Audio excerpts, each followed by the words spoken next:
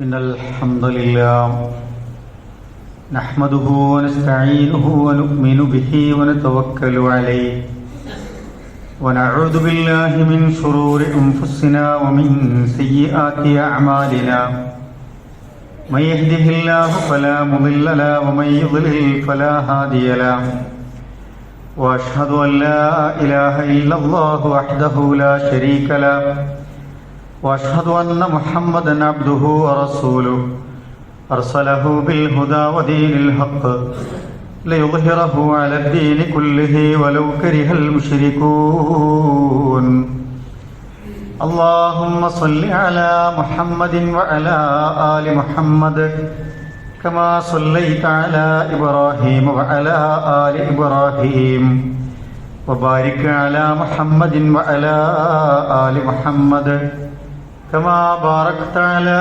إبراهيم وعلى آل إبراهيم إنك حميد مجيد أما بعد فإن خير الحديث كتاب الله وخير الهدي هدي محمد صلى الله عليه وسلم وشر الأمور محدثاتها وكل محدثة بدعة وكل بدعة ضلالة وكل ضلالة في النار أعوذ بالله من الشيطان الرجيم بسم الله الرحمن الرحيم يا أيها الذين آمنوا اتقوا الله حق تقاته ولا تموتن إلا وأنتم مسلمون بسم الله الرحمن الرحيم ولا تلقوا بأيديكم إلى التهلكة وأحسنوا إن الله يحب المحسنين. ഏറെ ബഹുമാന്യരായ മുഅ്മിനീങ്ങളെ മുഅ്മിനാത്തുകളെ, അല്ലാഹു സുബ്ഹാനഹു വ തആലയുടെ നിയമങ്ങളും നിർദ്ദേശങ്ങളും വിധിവിലക്കുകളുമൊക്കെ മനസ്സിലാക്കി നമ്മൾ ജീവിക്കുന്ന നമ്മുടെ ഓരോ ചുറ്റുപാടിലും സന്ദർഭങ്ങളിലും ആ കാര്യങ്ങളൊക്കെ ജീവിതത്തിൽ പാലിച്ചുകൊണ്ട് സൂക്ഷ്മതയുള്ളവരായി തഖ്വയുള്ളവരായി മാറണമേ എന്ന് എന്നോടും നിങ്ങളോടുമായി ഓർമ്മപ്പെടുത്തുകയാണ്, വസിയ്യത്ത് ചെയ്യുകയാണ്. നമ്മുടെ ജീവിതത്തിൻ്റെ എല്ലാ മേഖലയിലേക്കും നമുക്ക് ഇഹത്തിലും പരത്തിലും രക്ഷപ്പെടാൻ ആവശ്യമായ സർവ്വവിധ മാർഗനിർദ്ദേശങ്ങളും നൽകിയ ഒരു ദീനാണ് യഥാർത്ഥത്തിൽ ഇസ്ലാം എന്ന് പറയുന്നത്. അതുകൊണ്ട് തന്നെ നമ്മുടെ ആരോഗ്യം സംബന്ധിച്ച, നമ്മുടെ രോഗാവസ്ഥകൾ സംബന്ധിച്ച, നമ്മുടെ ചികിത്സയുമായൊക്കെ ബന്ധപ്പെട്ട കാര്യങ്ങളൊക്കെ ഇസ്ലാമിൻ്റെ പ്രമാണങ്ങളിൽ നമ്മെ പരിചയപ്പെടുത്തുന്നതായി നമുക്ക് കാണാൻ കഴിയും. ആരോഗ്യവും രോഗാവസ്ഥകളും ചികിത്സയുമൊക്കെ മനുഷ്യരായ നമ്മുടെ ജീവിതത്തിലെ ഏറ്റവും പ്രധാനപ്പെട്ട കാര്യങ്ങളായതിനാൽ ഇതിലൊക്കെ നമുക്ക് ചില നിലപാടുകൾ ഉണ്ടാവേണ്ടതുണ്ട്. മനുഷ്യനെ ബാധിക്കുന്ന സർവ്വവിധ രോഗങ്ങളെയും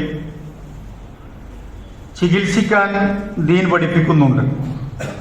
രോഗം ചെറുതാവട്ടെ വലുതാവട്ടെ അതിന് യോജിച്ച ഒരുപാട് ചികിത്സാ രീതികൾ ഇന്ന് നാട്ടിലുണ്ട് എന്ന് നമുക്കറിയാം.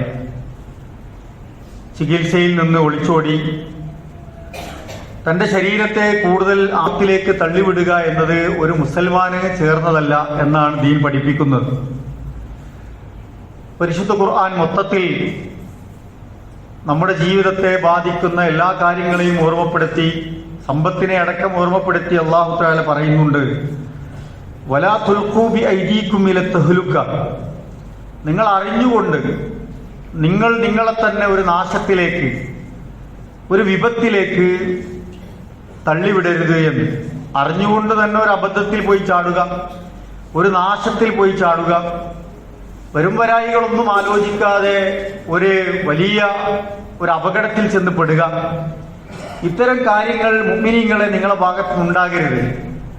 വഹ്സിനു, നിങ്ങൾ നന്മകൾ ചെയ്യുക, നല്ലത് ചെയ്യുക. ഇന്നല്ലാഹു യുഹിബ്ബുൽ മുഹ്സിനീൻ, അള്ളാഹു മുഹ്സിനീങ്ങളെ ഇഷ്ടപ്പെടുന്നു എന്ന് ഖുർആൻ നമ്മളെ പഠിപ്പിക്കുന്നുണ്ട്. നമ്മളെ സംബന്ധിച്ചിടത്തോളം നമ്മൾ മനസ്സിലാക്കേണ്ടത്, ചികിത്സ ചെയ്യുക എന്നത് ഒരിക്കലും അള്ളാഹു നിർദ്ദേശിച്ച തവക്കുലിന് എതിരാകുന്നില്ല എന്നാണ്. ചില ആളുകൾ ചികിത്സിക്കുന്നില്ല, എല്ലാം അള്ളാഹുവിൽ തവക്കുലാക്കിയിരിക്കുന്നു എന്നാണ് അവരുടെ മറുപടി. ദീൻ പഠിപ്പിക്കുന്നത് ചികിത്സ ഒരിക്കലും അള്ളാഹുവിൽ വരമേൽപ്പിക്കുന്ന കാര്യത്തിന് എതിരാകുന്നില്ല എന്ന് നമ്മൾ മനസ്സിലാക്കേണ്ടതുണ്ട്. തവക്കുൽ എന്നാൽ എന്താണ്? അള്ളാഹു സുബ്ഹാനഹു വ തആല നമ്മളോട് ചെയ്യാൻ പഠിപ്പിച്ച കാര്യങ്ങളൊക്കെ കൃത്യമായി പരമാവധി ചെയ്തതിന് ശേഷം നമ്മൾ അള്ളാഹുവിൽ തവക്കുൽ ചെയ്യുക, ബാക്കി അള്ളാഹുവിലേക്ക് വിടുക എന്നുള്ളതാണ്. നമ്മുടെ കാര്യങ്ങളൊക്കെ പരമാവധി നമ്മൾ ചെയ്തിട്ട് ബാക്കി അള്ളാഹുവിൽ സമർപ്പിക്കുക എന്നതാണ്.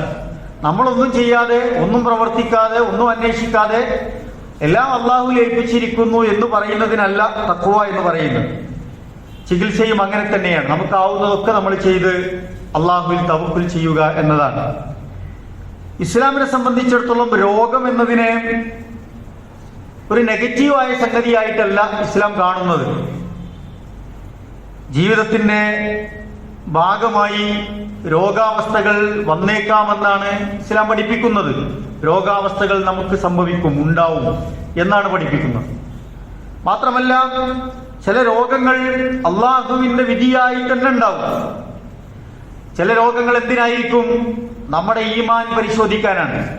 നമുക്ക് എത്രത്തോളം വിശ്വാസമുണ്ട്, ക്ഷമയുണ്ട്, അള്ളാഹുവിനോടുള്ള കടപ്പാടുണ്ട്, തഖ്വയും തവക്കുലുമുണ്ട് എന്നൊക്കെ പരിശോധിക്കാൻ നമ്മുടെ ഒരു പരീക്ഷണമായിട്ട് രോഗാവസ്ഥകൾ നമ്മിലേക്ക് വരുമെന്നാണ്.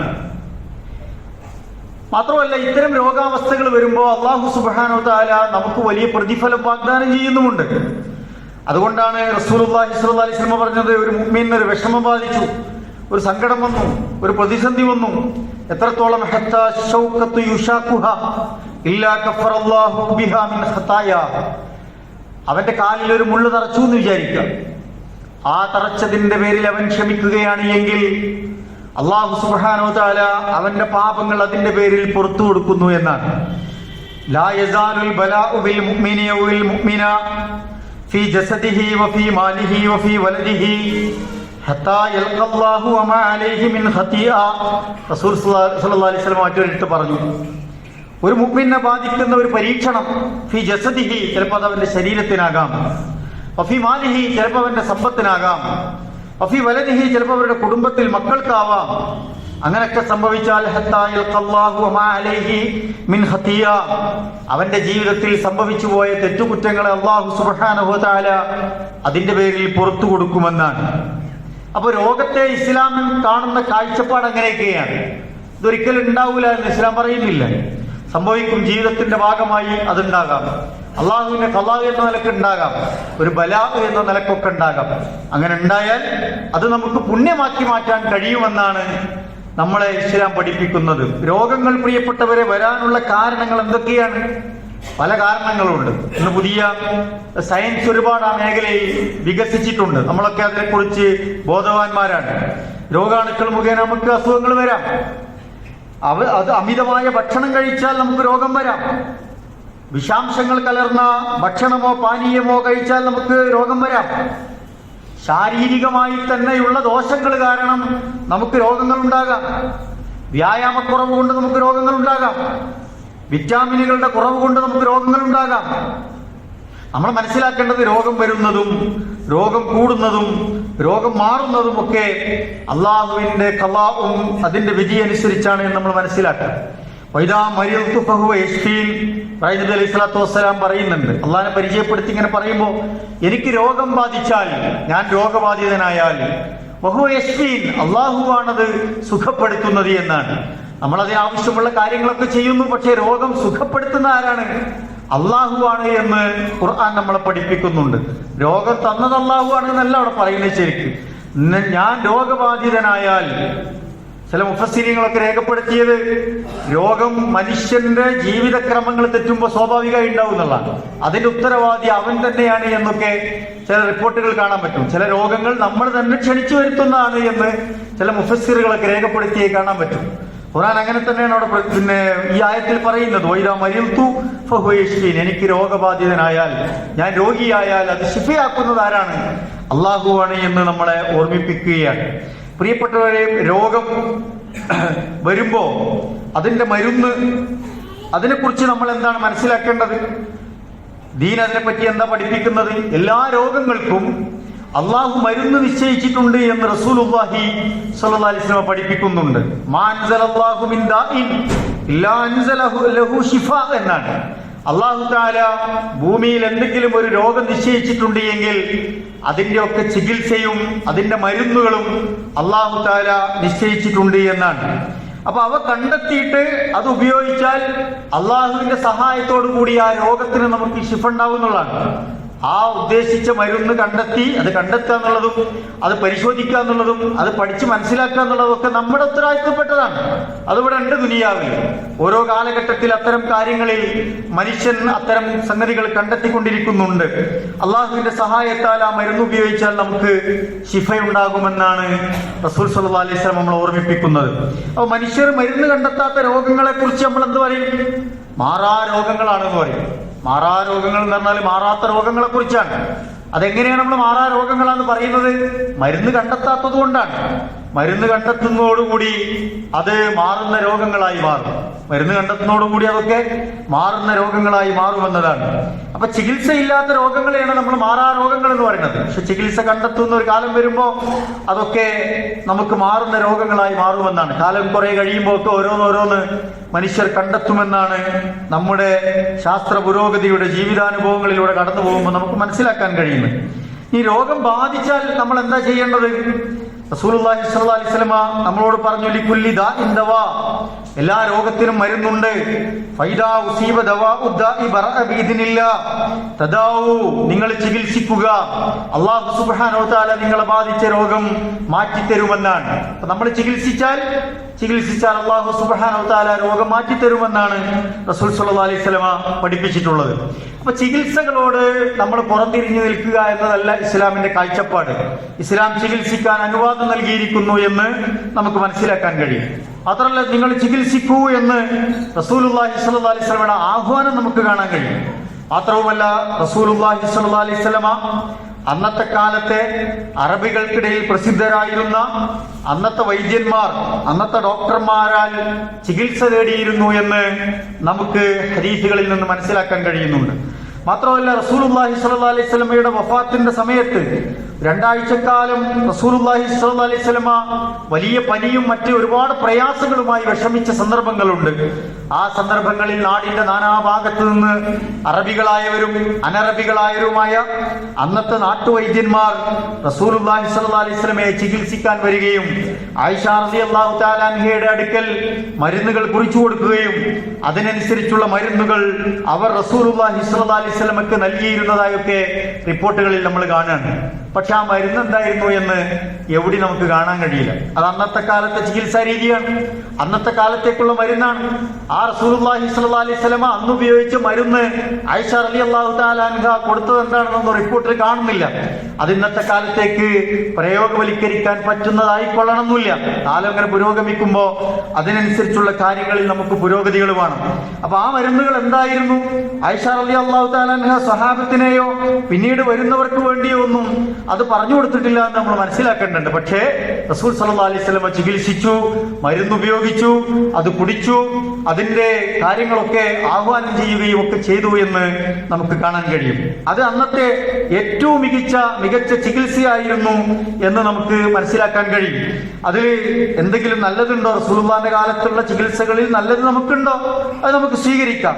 അതിനേക്കാൾ മെച്ചപ്പെട്ട ചികിത്സയുണ്ടെങ്കിലോ അതാണ് സ്വീകരിക്കേണ്ടത്, അതാണ് നമ്മൾക്ക് സ്വീകരിക്കാൻ നമ്മൾ ശ്രമിക്കേണ്ടത് എന്നതാണ്.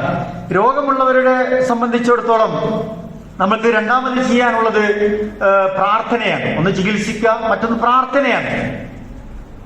റസൂലുള്ളാഹി സ്വല്ലല്ലാഹി അലൈഹി വസല്ലം പഠിപ്പിച്ചു, അല്ലാഹുമ്മ അദ്ഹിബിൽ ബഅസ ഇശ്ഫി അൻത ശാഫി ലാ ശിഫാഅൻ ഇല്ലാ ശിഫാഉക ശിഫാഅൻ ലാ യുഗാദിറു സഖമാ. പടച്ചോനെ, ഞങ്ങൾക്ക് ഈ പ്രയാസങ്ങൾ നീ ദൂരീകരിച്ചു തരണേ, ഞങ്ങൾക്ക് നീ ശിഫ നൽകണേ. ശിഫ നൽകാൻ നീ അല്ലാതെ മറ്റാർക്കാണ് കഴിയുക? എല്ലാ വിഷമങ്ങളെയും രോഗങ്ങളെയും നീ അകറ്റിക്കളയണേ റബ്ബേ എന്ന് പ്രാർത്ഥിക്കാൻ വേണ്ടി പഠിപ്പിക്കുകയാണ്. ചികിത്സയോടൊപ്പം നമ്മൾ നിർവഹിക്കേണ്ട ഏറ്റവും പ്രധാനപ്പെട്ടത് മറ്റൊന്ന് പ്രാർത്ഥനയാണ്. പ്രിയപ്പെട്ടവര്, ഇസ്ലാമിലെ മന്ത്രം എന്ന് പറയുന്നത് എന്താണ്? ഇസ്ലാമിലെ മന്ത്രം എന്ന് പറയുന്നത് തന്നെ പ്രാർത്ഥനയാണ്. അത് സുന്നത്തുമാണ് എന്ന് നമ്മൾ മനസ്സിലാക്കുക. അതിന് പ്രതിഫലമുണ്ട് എന്നുള്ളതാണ്. ചിലർ രോഗമുണ്ടാകുമ്പോൾ മന്ത്രവാദികളെ സമീപിക്കും. ചില ഹോമങ്ങൾ, ചില യാഗങ്ങൾ, അത്തരത്തിലുള്ള സംഗതികളൊക്കെ ചെയ്യുന്ന ആളുകൾ ഉണ്ടാകും. ഇസ്ലാം അതിനെ ഹറാമായിട്ടാണ് പഠിപ്പിക്കുന്നത്. യാതൊരു കാരണവശാലും നിങ്ങൾ അത്തരത്തിലുള്ള മന്ത്രവാദികളെ സമീപിക്കാതിരിക്കുക, ഹറാമാണ് എന്ന് പഠിപ്പിച്ചു. ചില ആളുകൾ ഹറാമുകൾ കൊണ്ട് ചികിത്സിക്കും, ഹറാമുകൾ കൊണ്ട് ചികിത്സിക്കുക, അതും നമ്മൾ ചെയ്യാൻ പാടില്ല. ചില ആളുകൾ രക്തം കുടിക്കുക, അതുപോലെ തന്നെ മൂത്രം കുടിക്കുക, ഇത്തരത്തിലുള്ള നജസ്സുകൾ ഇസ്ലാം വിരോധിച്ച കാര്യങ്ങൾ കൊണ്ട് ചികിത്സ തേടുന്ന ആളുകൾ ഉണ്ടാവും. അത് ചെയ്യാൻ പാടില്ല എന്നതാണ് ഇസ്ലാമിന്റെ കാഴ്ചപ്പാട്.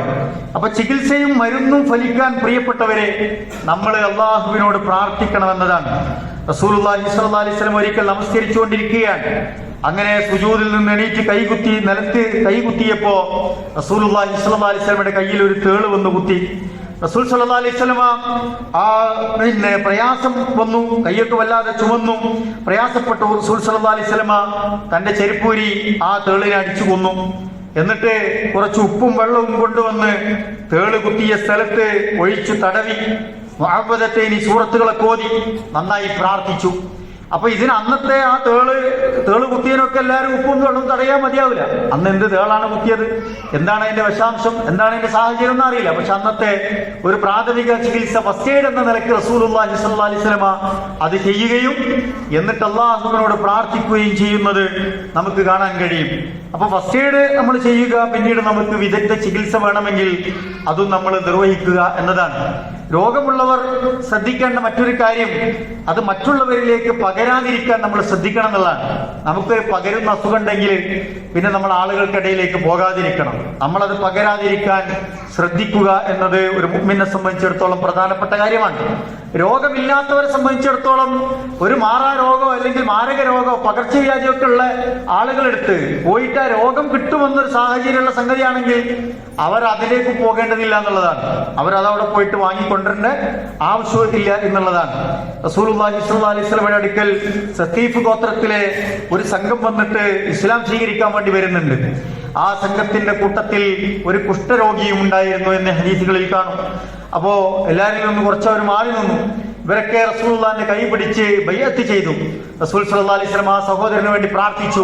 അദ്ദേഹത്തിന്റെ കൈ പിടിച്ച് ബൈഅത്ത് ചെയ്യില്ല, താങ്കളുടെയും ഈ ബൈഅത്ത് സ്വീകരിച്ചിരിക്കുന്നു എന്ന് പറഞ്ഞ് അദ്ദേഹത്തെ യാത്രയാക്കുന്നതാണ് നമുക്ക് കാണാൻ കഴിയുന്നത്. എന്ന് പറഞ്ഞാൽ രോഗം പകരുന്നതുമായി ബന്ധപ്പെട്ട സാഹചര്യങ്ങളെ നമ്മൾ ശ്രദ്ധിക്കണം എന്നത് തന്നെയാണ്. മറ്റൊരു ടീം ചികിത്സിക്കാത്തൊരു ടീമാണ്. രോഗം വന്നാൽ അവരുടെ കാഴ്ചപ്പാട് എന്താണ്? ദൈവം തന്നത് ദൈവം തന്നെ മാറ്റിക്കൊള്ളൂ എന്നുള്ളതാണ്. ചില സൂഫി വര്യന്മാരുടെ സിസ്റ്റമൊക്കെ അങ്ങനെയാണ്. ചില ത്വരീക്കത്തുകളിലൊക്കെ അങ്ങനെയുണ്ട്. ക്രിസ്ത്യൻ സമുദായത്തിലെ ചില ടീമുകൾ അങ്ങനെയുണ്ട്. ദൈവം തന്നതാണ് ദൈവം തന്നെ മാറ്റിക്കൊള്ളും എന്നതാണ്. നമ്മളെ സംബന്ധിച്ചിടത്തോളം ദൈവത്തിന്റെ വിധികൾ അതിലുണ്ടെങ്കിലും അള്ളാഹുവിന്റെ കൽപ്പനയാണ്, റസൂലുള്ളാഹിന്റെ കൽപ്പനയാണ് രോഗം വന്നാൽ ചികിത്സിക്കുക എന്നുള്ളത്, ശേഷം നന്നായി പ്രാർത്ഥിക്കുക എന്നുള്ളത്, എന്നിട്ട് തവക്കുൽ ചെയ്യുക എന്നുള്ളത്. ഇതാണ് ഇസ്ലാം പഠിപ്പിക്കുന്ന രീതി എന്ന് പ്രിയപ്പെട്ടവരെ നമ്മൾ മനസ്സിലാക്കുക. മുസ്ലിങ്ങൾക്കിടയിൽ ഈ ആരോഗ്യ ചികിത്സാ രംഗത്ത് പുതിയൊരു പ്രവണത തിബ്ബുൻ നബിയാണ്. പ്രവാചക വൈദ്യവുമായി ബന്ധപ്പെട്ട കുറെ കാര്യങ്ങൾ നമ്മുടെ നാട്ടിൽ വികസിച്ചു വരുന്നതായിട്ട് നമുക്ക് കാണാൻ കഴിയും. റസൂൽ സല്ലല്ലാഹു അലൈഹി വസല്ലമ അന്നത്തെ സാഹചര്യത്തിൽ സ്വീകരിച്ച ചികിത്സാ രീതികൾ ഉൾപ്പെട്ട കാര്യങ്ങളാണ് യഥാർത്ഥത്തിൽ തിബ്ബുൻ നബി എന്ന് പറയുന്നത്. 100-ലധികം ഹദീസുകൾ മഹാനായ ഇമാം ബുഖാരി അടക്കമുള്ള റഹിമഹുള്ള അടക്കമുള്ള വളരെ പ്രഗത്ഭരായ മുഹദ്ദിസുകൾ അതൊക്കെ രേഖപ്പെടുത്തിയതായി നമുക്ക് കാണാൻ കഴിയും. മഹാനായ പണ്ഡിതൻ ഇബ്നുൽ ഖയ്യിം റഹിമഹുള്ളയുടെ തിബ്ബുൻ നബി എന്ന് പറയുന്ന വളരെ 500-ലധികം പേജ് വരുന്ന ഒരു ബൃഹത്തായ ഗ്രന്ഥമൊക്കെ നമുക്ക് വായിക്കാൻ കിട്ടും. വൈദ്യശാസ്ത്രം പഠിച്ചിട്ടില്ലാത്ത സാധാരണക്കാരും മതപണ്ഡിതരുമൊക്കെ പ്രവാചക വൈദ്യം എന്ന പേരിൽ ധാരാളമായി ചികിത്സ നടത്തി വരുന്നത് നമുക്ക് കാണാൻ കഴിയും. മനുഷ്യ ശരീരത്തെക്കുറിച്ചോ മനുഷ്യ ശരീരത്തിന്റെ മാറ്റങ്ങളെക്കുറിച്ചോ കോശങ്ങളെ കുറിച്ചോ ബ്ലഡ് സെല്ലുകളെ കുറിച്ചോ അങ്ങനെ മനുഷ്യന്റെ ശരീരത്തിൽ നടക്കുന്ന പ്രക്രിയകളെ കുറിച്ചോ എങ്ങനെയാണ് ഈ മനുഷ്യന്റെ ശരീരം വർക്ക് ചെയ്യുന്നതിനെ കുറിച്ചോ എവിടെയാണത് ബ്ലോക്ക് ആകുന്നതിനെ കുറിച്ചോ ആധുനിക വൈദ്യശാസ്ത്രവുമായി ബന്ധപ്പെട്ട ഒരു പഠനവും നടത്താതെ വാക്കുകൾ കേട്ടോ ഇത്തരം കിതാബുകൾ വായിച്ചോ ഒക്കെ വളരെ സാധാരണക്കാരായ ആളുകൾ തിബ്ബുൻ നബി എന്ന ബോർഡും വെച്ച് പ്രവാചക വൈദ്യം എന്ന ബോർഡും വെച്ച് ഒരു ഇസ്ലാമികമായ വേഷത്തെ സ്വീകരിച്ച് തലപ്പാവും ഒരു സംഗതിയൊക്കെ അതിനു വേണ്ടി ഒരുക്കി ഇത്തരത്തിലുള്ള പ്രവാചകന്റെ അന്നത്തെ കാലത്തെ വൈദ്യം എന്ന പേരിൽ പ്രചരിപ്പിക്കുന്നത് നമുക്ക് കാണാൻ കഴിയും. നമ്മൾ അത്തരത്തിലുള്ള കെണികളിൽ പോയി വീഴാതിരിക്കണം എന്നതൊരു മുഅ്മിന് ലേശം ബോധമുള്ള ഒരു മുഅ്മിന് ഉണ്ടാകേണ്ട ഒരു സെൻസാണ്. പലരും ഇത്തരം അപകടങ്ങളിൽ പോയി പെടുന്നു. പലതിനും ചികിത്സയുണ്ടെന്ന് പറയുന്നു. ക്യാൻസർ പോലെയുള്ള രോഗത്തിന് ഇവർ ചികിത്സിക്കുന്നു. എന്നിട്ട് വളരെ സാധാരണക്കാരായ ആളുകൾ അപകടത്തിൽപ്പെടുന്നു, പ്രയാസപ്പെടുന്നു, മരണപ്പെടുന്നു. മരണമൊക്കെ അള്ളാന്റെ കള്ളാഹല്ലേ, എപ്പോഴും മരിക്കൂല എന്നൊക്കെ ആൾക്കാർ ചോദിക്കണ്ട്. അത് അള്ളാഹു തവക്കുൽ ചെയ്ത് പോകണമെന്ന് പറയണ്ട്. ഒരാൾ ഈ NH കയറിയിട്ട് റോട്ടിന്റെ നടുക്കാണ് കയറി നിന്നിട്ട് മരണമൊക്കെ അള്ളാഹു താല വിധിച്ചാണ് അത് മരിക്കും എന്ന് പറഞ്ഞ് ആരെങ്കിലും കയറി നിൽക്കുമോ? അത് തവക്കുലിനെ ശരിക്കും മനസ്സിലാക്കാൻ വേണ്ടിയിട്ടാണ് അത്തരത്തിലുള്ള കാര്യങ്ങൾ ചെയ്യേണ്ടത്. റസൂലുള്ളാഹി സ്വല്ലല്ലാഹു അലൈഹി വസല്ലം പറഞ്ഞല്ലോ, ഒരു ഒട്ടകത്തെ നീ അതിനെ കെട്ടിയിട്, എന്നിട്ട് അത് നഷ്ടപ്പെട്ടു പോകാതിരിക്കാൻ നീ അള്ളാഹിനോട് പ്രാർത്ഥിക്കുക എന്നതാണ്. ഒരു ഒട്ടകത്തെ കെട്ടിയിടാതെ ഒരു മനുഷ്യൻ അലക്ഷ്യമായി നടന്ന് കിടന്നുറങ്ങിപ്പോയാൽ ഒട്ടകം അതിന്റെ വഴിക്ക് പോകും. നീ അള്ളാഹ് സൃഷ്ടിച്ച ഒട്ടകം, അള്ളാഹ്ക്ക് അറിയില്ല എന്റെ ഒട്ടകാണെന്ന്, അതിന്റെ അടുത്ത് തന്നെ നിന്നോളും എന്ന് വിചാരിക്കുന്ന ഒരു രീതിയല്ല യഥാർത്ഥത്തിൽ ഇസ്ലാം പഠിപ്പിക്കുന്നത്. അതുകൊണ്ട് നബി സല്ലല്ലാഹു അലൈഹി വസല്ലമയിലേക്ക് ഇങ്ങനെ ചേർത്തി പറയുമ്പോൾ അതിനൊരു പ്രത്യേക ആദരവ് കിട്ടും. തുബ്ബുൻ നബി എന്നൊക്കെ പറയുമ്പോൾ നമ്മൾ വിചാരിക്കും റസൂലുള്ള നേരിട്ട് പഠിപ്പിച്ച സംഗതികളാണ് എന്ന്. അത്തരത്തിലൊരു ആദരവ് അല്ലെങ്കിൽ ഒരു പുണ്യ ചികിത്സയാണ് എന്നൊക്കെ തെറ്റിദ്ധരിച്ചുകൊണ്ട് ധാരാളം ആളുകൾ ഇത്തരം കാര്യങ്ങളിലേക്ക് പോകുന്നതായി നമുക്ക് കാണാൻ കഴിയും. അതിൽ ആളുകൾ പെട്ടുപോകുന്നത് ആധുനിക ചികിത്സാ രീതികളിലൊക്കെ നടക്കുന്ന വമ്പിച്ച ചൂഷണം കൊണ്ടാണ്. ചില ആശുപത്രികളിലൊക്കെ വലിയ അറവുകൾ നടത്തുന്നു, വലിയ കൊള്ള നടത്തുന്നു, വലിയ അനധികൃതമായ ലാഭം കൈപ്പറ്റുന്നു, പല അശാസ്ത്രീയമായ ചികിത്സകൾ നടത്തുന്നു. അപ്പൊ അതൊക്കെ എങ്ങനെയാണ് നമ്മൾ ബുദ്ധിപരമായോ പഠിച്ചോ മനസ്സിലാക്കിയോ ഒക്കെ വ്യവച്ഛേദിച്ച് മനസ്സിലാക്കുക എന്നുള്ളതാണ്. അല്ലാതെ നമുക്ക് അതിനൊന്നും പരിഹാരമുണ്ടാവില്ല. അപ്പൊ ആധുനിക ചികിത്സകളോട് പുറംതിരിഞ്ഞു നിൽക്കുന്ന ആളുകൾ ഇത് മാത്രമാണ് ശരി എന്ന നിലക്ക് തുബ്ബുൻ നബി എന്ന പേരിലുള്ള ബോർഡ് കണ്ട് പലപ്പോഴും പോകുന്നത് നമുക്ക് കാണാൻ കഴിയും. റസൂൽ സല്ലല്ലാഹു അലൈഹി വസല്ലം എന്തിനാണ് നിയോഗിക്കപ്പെട്ടത്? റസൂലുള്ളാഹി സ്വല്ലല്ലാഹു അലൈഹി വസല്ലം ഒരിക്കലും ഒരു ഡോക്ടറായിട്ട് അല്ലെങ്കിൽ ഒരു വൈദ്യശാസ്ത്രജ്ഞനായിട്ടല്ല നിയോഗിക്കപ്പെട്ടത്. പരിശുദ്ധ ഖുർആൻ പ്രിയപ്പെട്ടവരെ വൈദ്യശാസ്ത്രത്തിന്റെ ഒരു ഗ്രന്ഥവുമായിട്ടല്ല അവതരിപ്പിക്കപ്പെട്ടത്. ദുനിയാവും ആഖിറവും രക്ഷപ്പെടാൻ പല കാര്യങ്ങളും പറഞ്ഞ കൂട്ടത്തിൽ ആരോഗ്യത്തെക്കുറിച്ചും ചികിത്സയെക്കുറിച്ചുമൊക്കെ ഖുർആനിലും അതുപോലെ തന്നെ റസൂലുള്ളാഹി സ്വല്ലല്ലാഹു അലൈഹി വസല്ലമയുടെ വചനങ്ങളിലൊക്കെ പറഞ്ഞതായി നമുക്ക് കാണാൻ കഴിയുമെന്നതാണ്. അതുകൊണ്ടാണ് ഭൗതികമായ കാര്യങ്ങളെക്കുറിച്ച് റസൂലുള്ള പറഞ്ഞത് ഇദാ കാന ശൈഉൻ മിൻ അംരി ദുനിയാക്കും ഫഅൻതും അഅലമു ബിഹി എന്നാണ്.